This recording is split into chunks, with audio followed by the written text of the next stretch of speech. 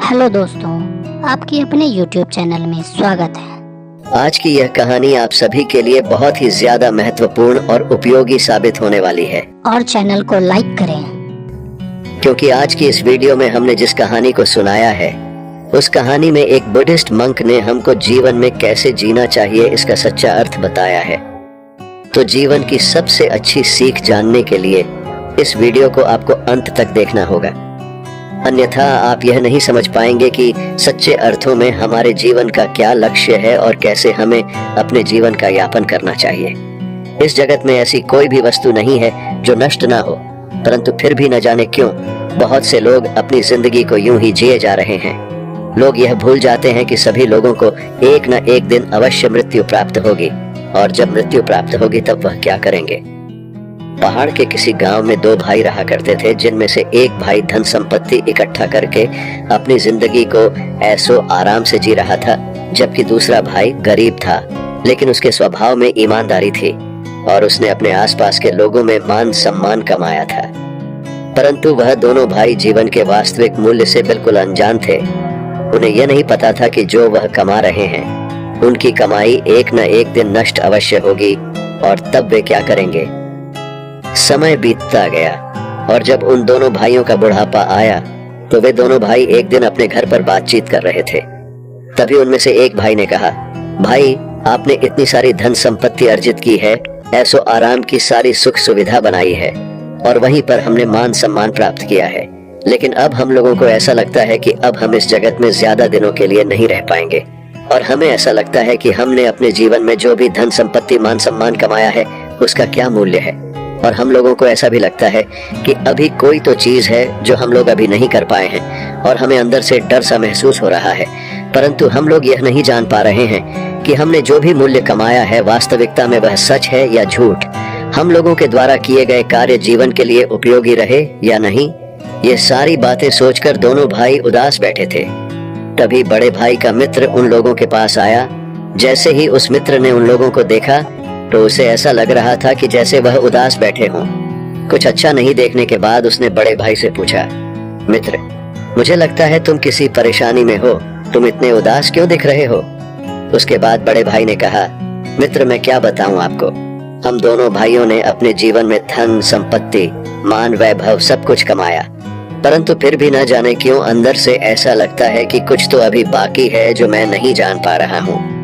उसके बाद मित्र ने कहा कि मित्र, पास के एक कस्बे में एक बौद्ध भिक्षु रहते हैं। मुझे ऐसा पता चला है कि वह सभी लोगों के प्रश्नों के जवाब बहुत ही अच्छे तरीके से देते हैं और सभी लोग उनसे संतुष्ट भी होते हैं। क्यों ना तुम भी उनके पास जाकर अपने सारे प्रश्नों का जवाब प्राप्त करो। दूसरे दिन वह दोनों भाई उस कस्बे में चले गए। जब वे वहां पहुंचे तो वह बौद्ध भिक्षु ध्यान की अवस्था में बैठे हुए थे। उन दोनों भाइयों ने कुछ क्षण इंतजार करना ही उचित समझा। थोड़ी देर के बाद जब बौद्ध भिक्षु ध्यान से बाहर निकले तो उन्होंने अपने सामने दो वृद्ध व्यक्तियों को देखा। उन्होंने उन दोनों की तरफ देखते हुए कहा, वत्स, क्या बात है, तुम कुछ उदास दिख रहे हो। तब उन दोनों भाइयों ने कहा, महात्मन, हम दोनों भाइयों ने अपनी सारी जिंदगी सुख समृद्धि धन संपत्ति मान सम्मान अर्जित करने में बिताया। हम दोनों ने वे सभी चीज इकट्ठा की जो सभी लोग करते हैं, लेकिन अब जब हम लोग इस जीवन को छोड़ रहे हैं तो हम लोगों के सामने कई सारे प्रश्न हैं जिनका जवाब जानना हम लोगों के लिए बहुत आवश्यक है, और हम लोगों को उन सवालों का जवाब भी नहीं पता है।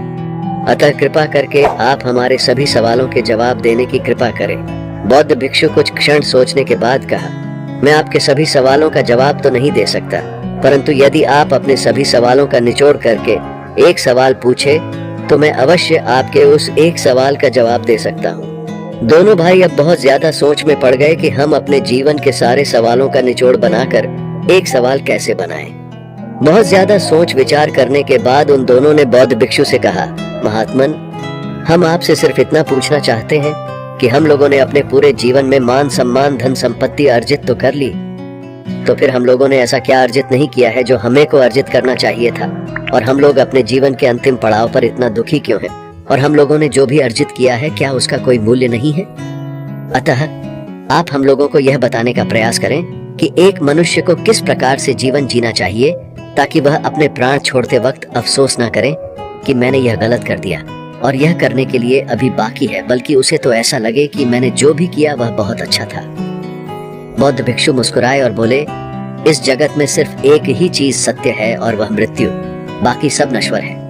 परंतु फिर भी न जाने क्यों लोगों को ऐसा लगता है कि उनकी मृत्यु तो कभी होगी ही नहीं, और जब तक उनका बुढ़ापा नहीं आता या उन्हें कोई बीमारी नहीं पकड़ती तब तक वे यही सोचते रहते हैं कि वह हमेशा के लिए इस जगत में रहेंगे। और यही सोच करके वे सभी लोग सिर्फ अपने पूरे जीवन में धन संपत्ति मान वैभव अर्जित करते रहते हैं, और वह यह नहीं जान पाते हैं कि जीवन को कैसे जीना चाहिए। लोग यह नहीं समझने का प्रयास करते कि हमें किस तरह का जीवन जीना चाहिए ताकि हमें बाद में अफसोस ना हो। और लोग इस भौतिक जगत में फंसकर सिर्फ भौतिक वस्तुएं ही प्राप्त करते रहते हैं। मनुष्य जब इस जगत में आता है तो जन्म लेने के बाद इस जगत के रहन सहन को देखकर वह भी इसमें घोल मिल जाता है। एक इंसान सिर्फ यही सोचता है कि इस जीवन में धन कमाना, संतान उत्पन्न करना और अच्छा सा घर बनाना और अपने संतान के लिए खूब सारा धन इकट्ठा करना ही जीवन का उद्देश्य है। और वह अपने को अमर समझने लगता है तथा गलत कृत्य करने लगता है। वह अपने सारे जीवन में उन मूल्यों को कमाता है जिनका कोई मूल्य नहीं है, और उस मूल्य को भूल जाता है जो अमूल्य है। मनुष्य कागज में बैठे उस व्यक्ति के तरीके सोचता है कि जैसे मौत अब उसका कुछ नहीं बिगाड़ सकती, परंतु वह यह भूल जाता है कि जब तक बारिश नहीं होती तभी तक वह नाव में बैठा है, परंतु जैसे ही बारिश होगी तो वह नाव के साथ पानी में डूब जाएगा और उसके जीवन का अंत हो जाएगा। परंतु फिर भी लोग सचेत नहीं होते हैं और अपने जीवन को सही उद्देश्य के लिए नहीं जीते हैं, जिसके कारण से उन्हें बाद में बहुत ज्यादा पछतावा होता है। क्या तुम जानते हो कि जानवर और मनुष्य में क्या फर्क होता है? जानवर भी तो कर्म करता है और कर्म करके स्वयं के लिए भोजन एकत्रित करता है ताकि वह स्वयं को जीवित रख सके। जानवर भी तो बच्चे पैदा करते हैं, और मनुष्य जितने भी कर्म करता है वह अपने जीव को उपार्जन के लिए ही तो करता है। तो फिर मनुष्य और जानवर में क्या फर्क हुआ? बौद्ध भिक्षु आगे कहते हैं कि मनुष्य में चेतना होती है जबकि जानवरों में चेतना नहीं होती है। अतः मनुष्य और जानवरों में सिर्फ चेतना का फर्क है। चेतना के द्वारा ही मनुष्य अपने लिए सुख सुविधाएं उत्पन्न करता है।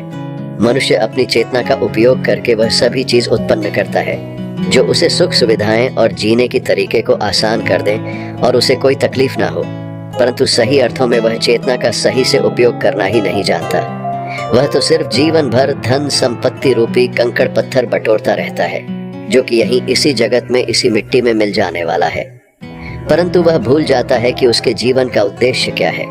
लेकिन वह इसी चेतना का उपयोग करके चेतना को अधिक से अधिक ऊपर उठाकर जीवन के सही उद्देश्य को जान सकता है।